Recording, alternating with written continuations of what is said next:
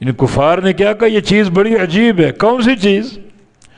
اَإِذَا مِتْنَا وَكُنَّا تُرَابًا، کیا جب ہم مر گئے اور ہو گئے ہم مٹی، تراب مٹی، اور ہو گئے ہم مٹی، تو بڑی عجیب بات ہے. ہم اٹھائے جائیں گے،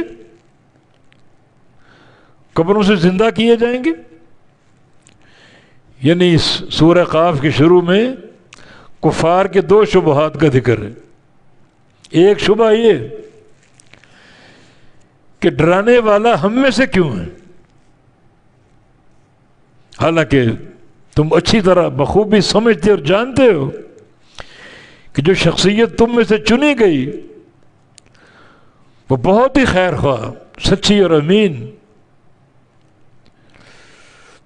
یہ شبہ تمہارا عجیب ہے، تمہاری عقلیں افسوس کے قابل ہیں.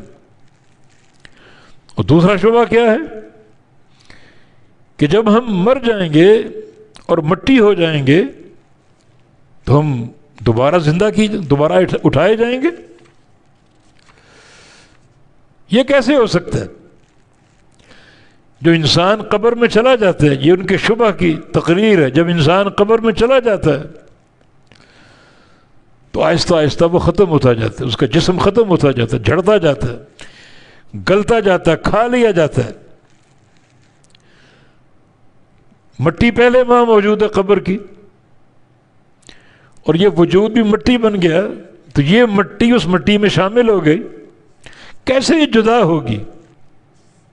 کیڑے مکوڑے کچھ وہ کھا جاتے ہیں، کھا کے مر کھپ جاتے ہیں.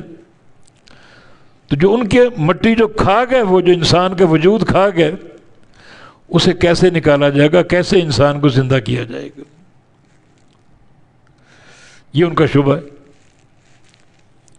اَإِذَا مِتْنَا وَكُنَّا تُرَابًا، کیا جب ہم مر گئے اور ہو گئے ہم مٹی تو کیسے دوبارہ اٹھائے جائیں گے؟ جبکہ انسان کا وجود خود مٹی بن جاتا ہے، مٹی میں مٹی شامل ہو جاتی، کیسے جدا کیا جائے گا؟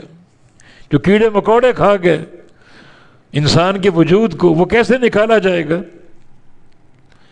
تو کہتے ہیں ذالک رجعٌ بعید، یہ واپس لوٹنا بہت ہی بعید ہے، یہ بعید از عقل ہے.